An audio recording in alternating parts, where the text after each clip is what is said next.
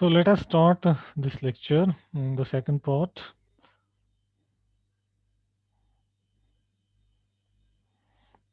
So we will complete the proof of this theorem.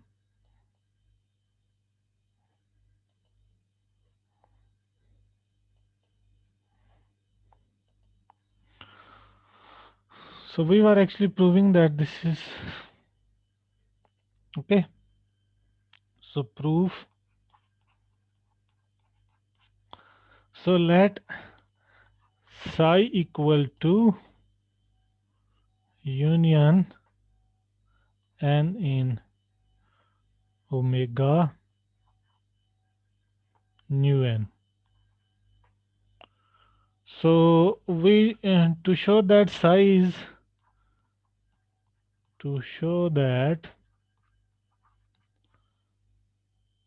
is equal to Cg nu on A, we must check three things. We must check three things. So what are those three things? पहले हमें दिखाना है कि new subset है psi का. New is contained in psi. Psi contains new. Second हमें दिखाना होगा psi is a congruence on A. So psi belongs to this congruence set of A. Psi congruence होना चाहिए. और thirdly हमें दिखाना है कि अगर थीटा बिलोंग करता है congruence A में and this nu is contained in theta, it should imply that psi is contained in theta. Psi is the smallest congruence containing nu हो जाएगा फिर. Now अगर आप देखेंगे डेफिनेशन इसकी, तो by definition of this nu n, since आपका क्या है, न्यू सबसेट है न्यू जीरो का और न्यू जीरो सबसेट है साई का, है ना. एक बार मैं फिर लिख देता हूँ. न्यू जीरो आपने ऐसे डिफाइन किया है, nu union nu inverse union identity on A, identity relation on A, ठीक है ना. तो न्यू एन प्लस वन फिर आपने रिक्रूसिवली ऐसे डिफाइन किया है, आपने डिफाइन किया है nu N composition nu n union sigma n आप कह दे, where sigma n is this one, where sigma n is those fa comma fb such that f belong to f and a nu n theta b, a nu n b. तो ये है आपका. तो obviously जो आपका new है, new subset है mu zero का और न्यू जीरो सबसेट है साई का, चूंकि साई हमने एक्चुअली लिया है union of all these nu n's, ठीक है. तो इसका मतलब पहली तो आ गई हमारे पास, फर्स्ट इज देयर, हमें दिखाना था new subset of Sai. So the first of these is true. The first of these is true. Okay. अब हमें दिखाना है साई कॉन्ग्रेंस है, तो साई पहले इक्वलेंस होना चाहिए फिर कॉन्ग्रेंस होना चाहिए, फिर हम इसकी कंपैटिबिलिटी प्रॉपर्टी चेक करेंगे, है ना. So for the second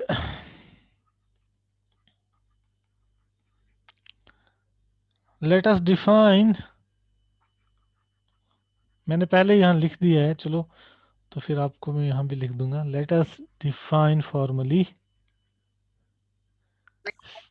sigma N equal to F A comma F B such that F belongs to F and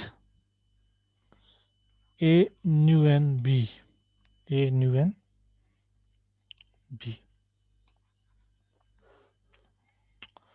So इसका मतलब आपका nu n plus 1 फिर क्या हो गया? So this means your nu n plus 1 is nu n composition nu n union sigma n. Union sigma n. ठीक है, तो there is a very basic fundamental lemma on relations. You might also be knowing it, but just let me write the statement. So the following lemma can be easily proved. The following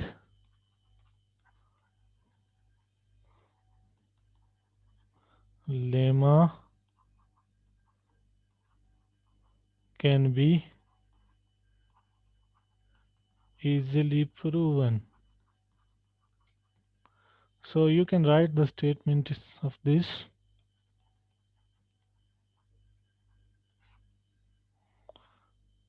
Let alpha, beta, gamma and theta I, I in I, they are binary relations on the set A or binary relations on a set A. तो relations का composition हमेशा associative होता है, ये आपको पता है ना. Alpha composition beta composition gamma is same as alpha composition, क्योंकि the set of all relations actually forms a semigroup, in fact monoid. So it has this property. Now second property, alpha inverse whole inverse is same as alpha. Inverse of a relation I think you know. Inverse converse of a relation पता है ना आपको. Alpha composition union I in I theta I. अगर alpha का composition लेंगे इस union theta आई के साथ तो इसको आप लिख सकते हैं union i in I alpha composition theta i. इसी तरह लेफ्ट साइड से भी आप कर सकते हैं. And union i in I theta I composition alpha equals union i in I theta I composition alpha. ठीक है. And fourth one, union I in I theta I, if you take its converse, it is the converse, it is the union of their respective converses. So this is union I in I theta I converse. Fourth. Fifth, अगर आपके पास alpha subset है beta का, so it would imply that alpha composition gamma ये subset होगा beta composition gamma का. And अगर आपके पास alpha inverse subset है बीटा इन्वर्स का तो अल्फा कंपोजिशन बीटा होल, तो अगर अल्फा इन्वर्स सबसेट है बीटा इन्वर्स का तो सो आपके पास मिलेगा alpha inverse composition gamma subset of beta inverse composition gamma. And sixth one, alpha composition beta whole inverse is beta inverse composition alpha inverse. And lastly alpha composition identity relation is same as alpha. तो ये relations की कुछ properties हैं, you know these ones. So I just write it because I will repeatedly use these properties in order to get that this. Okay तो पहले मुझे इस साई को इक्विवेलेंस दिखाना है। तो साई होना चाहिए reflexive, symmetric and transitive.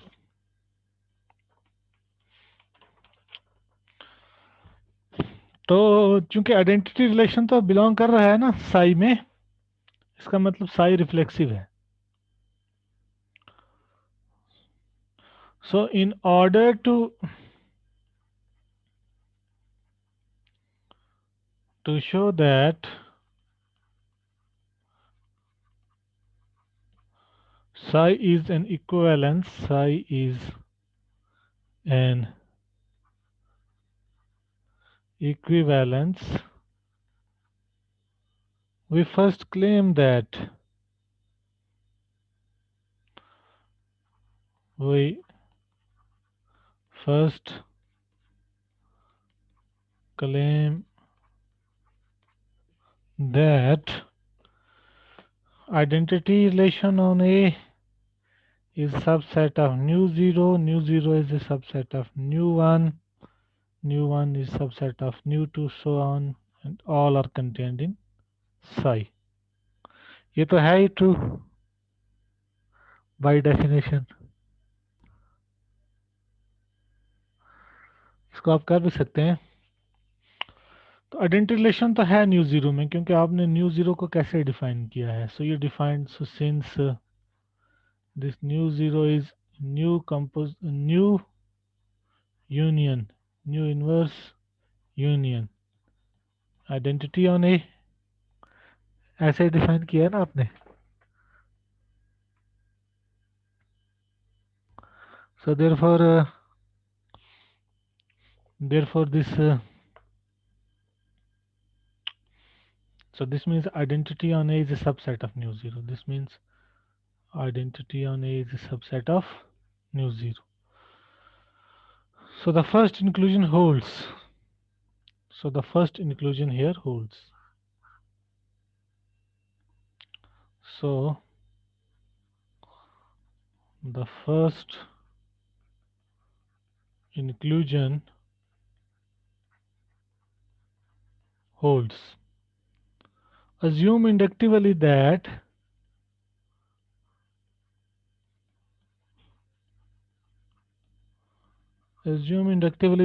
this V nu k is a subset of nu k plus 1 for k less than n.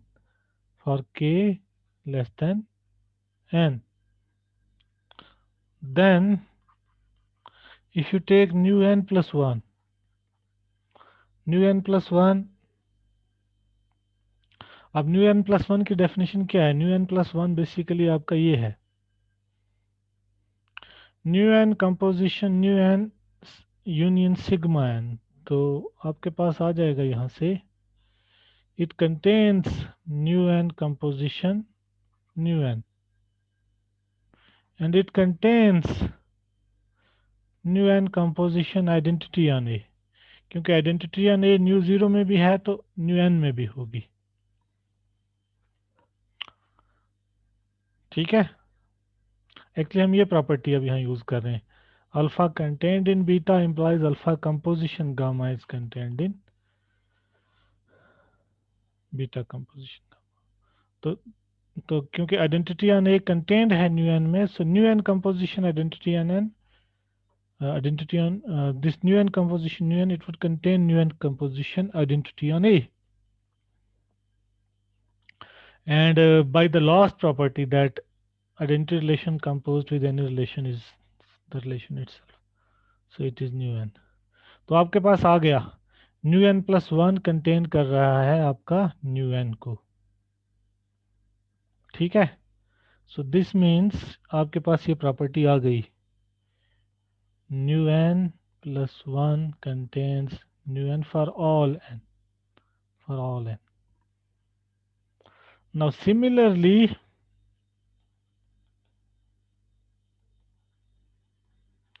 if you take nu n plus 1 inverse,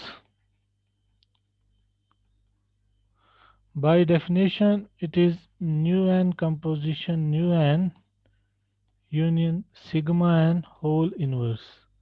Now applying lemma, it is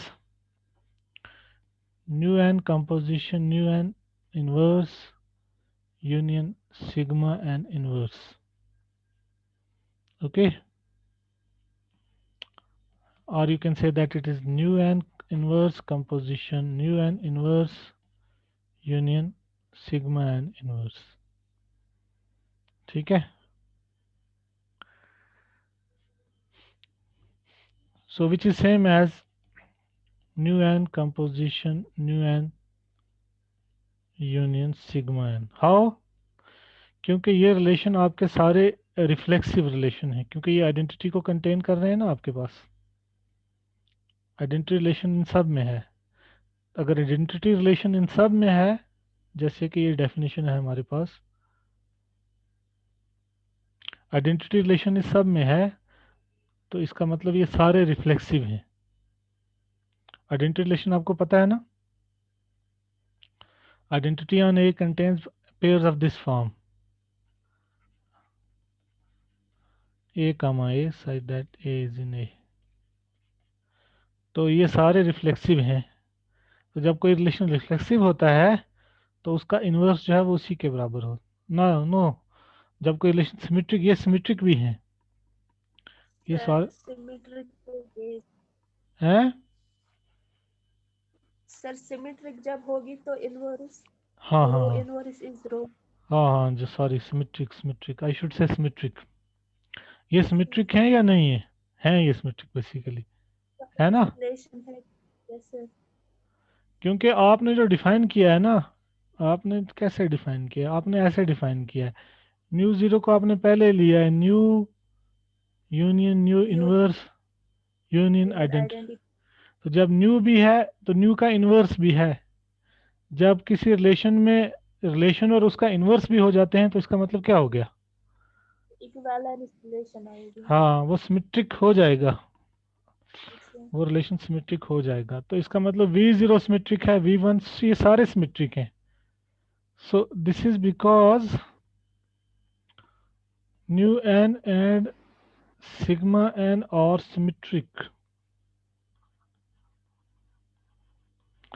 ये symmetric हैं, इसीलिए आपके पास इनका inverse इसके बराबर है. ठीक है. तो ये क्या है? ये आ गया न्यू n प्लस वन के ही बराबर. तो आपके पास आ गया न्यू n प्लस वन का inverse new n plus one के बराबर है. इसका मतलब क्या हो गया? n plus 1 is symmetric. New n plus one is symmetric. So new n plus one is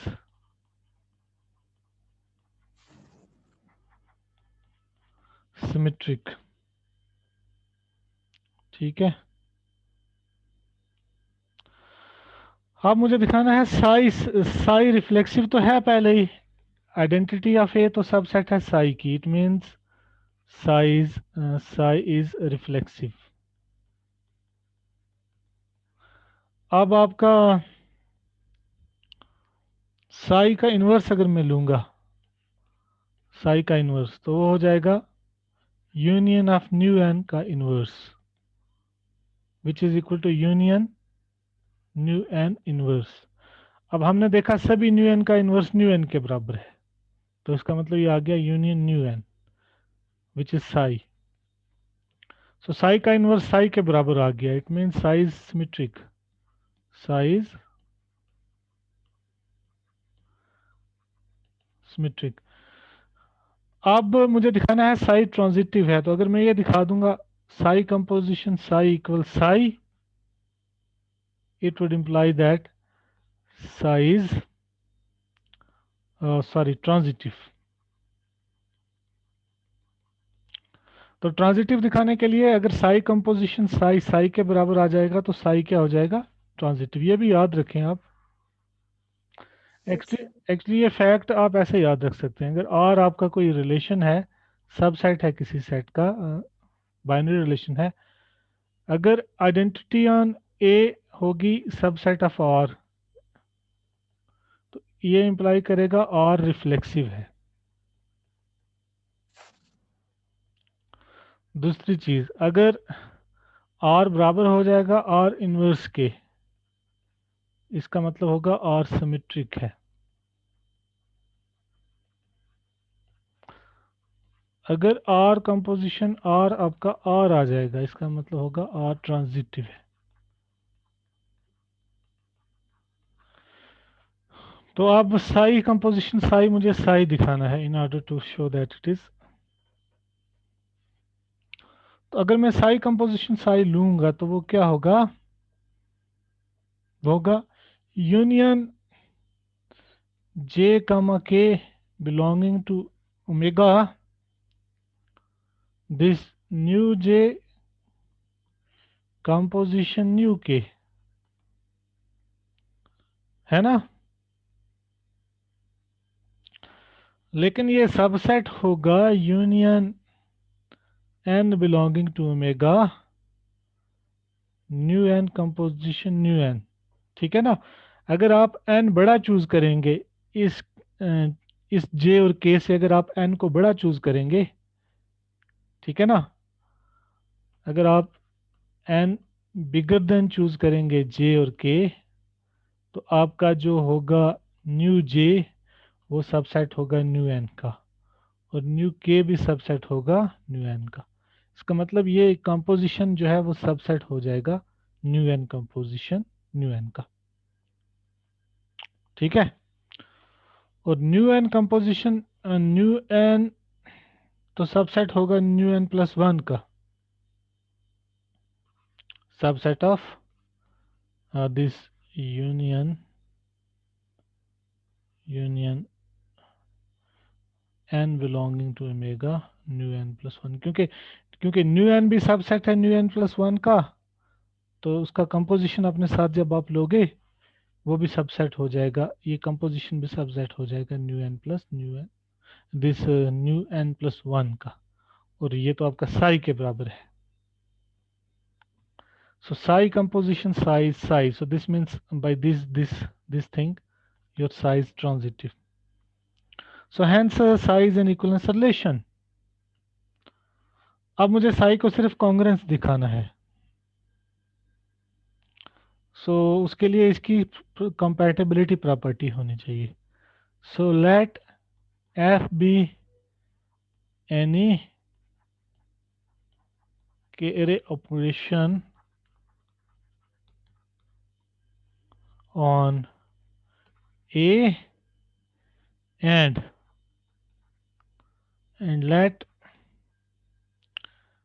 A equal to A1 so on AK, B equal to B1 so on BK, such that A comma B belongs to psi. मुझे दिखाना होगा f a comma f b belongs to psi. This is what compatibility means. अब आपका a इसका मतलब a comma b अगर psi में है तो वो किसी न्यू n में होगा for some n. So a comma b belongs to new n in omega. ठीक है। And by definition of sigma n, and by definition of sigma n, जो आपका एफ ए कमा एफ बी होगा वो belong करेगा किस में, सिग्मा एन में, क्योंकि सिग्मा एन में तो वही सिग्मा एन अगर आप देखोगे तो कैसे हमने डिफाइन किया था, हाँ सिग्मा एन में हमने वही लिए हैं एफ ए कमा एफ बी जिनके लिए ए कमा बी न्यू एन में है, ये है ना। तो यहाँ पे आपके पास आ गया ए कमा बी, अगर आप साई में लोगे ए कमा बी किसी न्यू एन में होगा तो सिग्मा एन की डेफिनेशन से एफ ए कमा एफ बी सिग्मा एन में चला जाएगा, है ना। लेकिन सिग्मा एन जो है वो सबसेट है न्यू एन प्लस वन का बेसिकली, ठीक है ना। सो इसका मतलब क्या हुआ, आपका ये जो एफ ए कमा एफ बी था वो न्यू एन प्लस वन में चला गया, और इसका मतलब इस यूनियन में चला गया, फिर belongs to union and belonging to omega nu n, and which is psi, showing that it is a congruence. So it shows that psi is a congruence on A. So psi contains nu and it is a congruence. So finally we show that it is the smallest congruence. Finally, let theta belonging to this congruence is on A such that nu is contained in theta. अब theta reflexive भी होगा, symmetric भी होगा, है ना?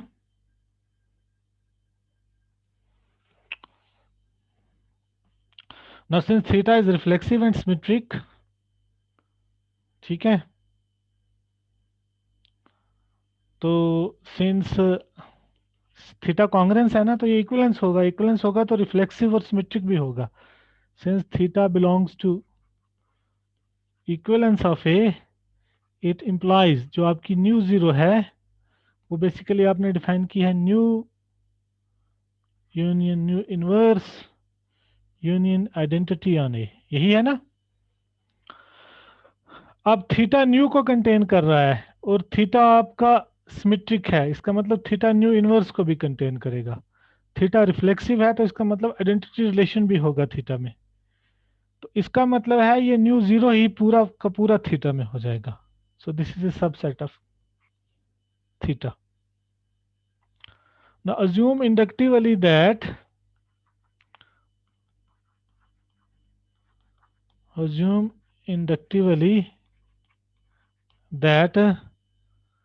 this nu n is a subset of theta. तो आप दिखा दो nu n plus 1 is also a subset of theta. Now theta belongs to congruence of A. तो अगर nu n थीटा में है तो सिग्मा n भी थीटा में हो जाएगा, क्योंकि सिग्मा n की डेफिनेशन वही है. अगर A और B nu n रिलेटेड हैं तो उनकी इमेजेस जो हैं वो सिग्मा n में है.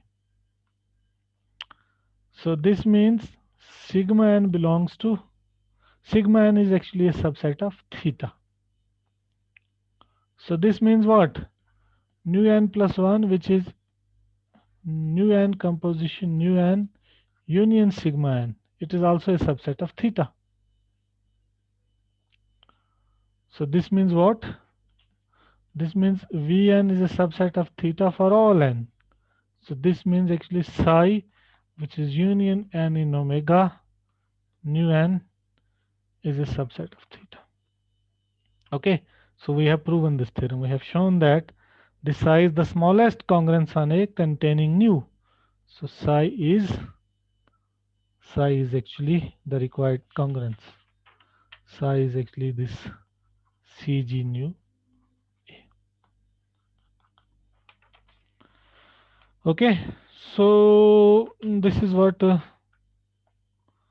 हाँ, इन पर्टिकुलर अगर आपका न्यू फाइनाइट होगा तो आप कहोगे this CG nu is finitely generated. तो आप लिख सकते हैं यहाँ पे एक definition to end this lecture. So if in particular nu is finite, means nu में finite number of pairs होंगे, then the congruence CG nu is said to be finitely generated. Finitely generated. और जो congruence किसी एक pair से generate होगा उसको आप प्रिंसिपल कॉन्ग्रेंस कहोगे. Also congruence generated by a single pair x comma y is called a principal congruence.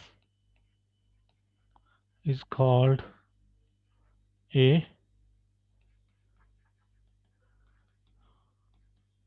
principal congruence. So I would like to end this lecture. If you have questions, please ask. Sir ये शुपियन का net बंद है sir, अच्छा अच्छा, क्यों? पता नहीं sir, cloud में हूँ। अच्छा अच्छा, चलो कोई बात नहीं। क्वेश्चन है कोई? सर नो क्वेश्चन, समझ में आ गया? ये सर, ये सर। तो ठीक है। अटेंडेंस को आज कितने स्टूडेंट आए? 1 2 3 4 5 6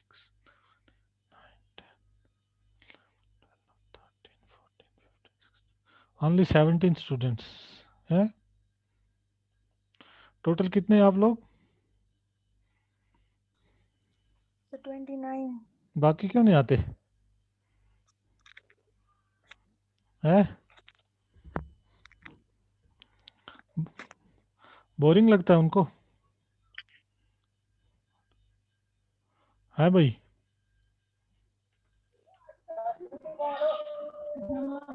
नहीं, शुपियन का सर यही शुपया से- में नेट बंद है। ये अच्छा, चलो ठीक है भाई। ये अटेंडेंस कौन करेगा?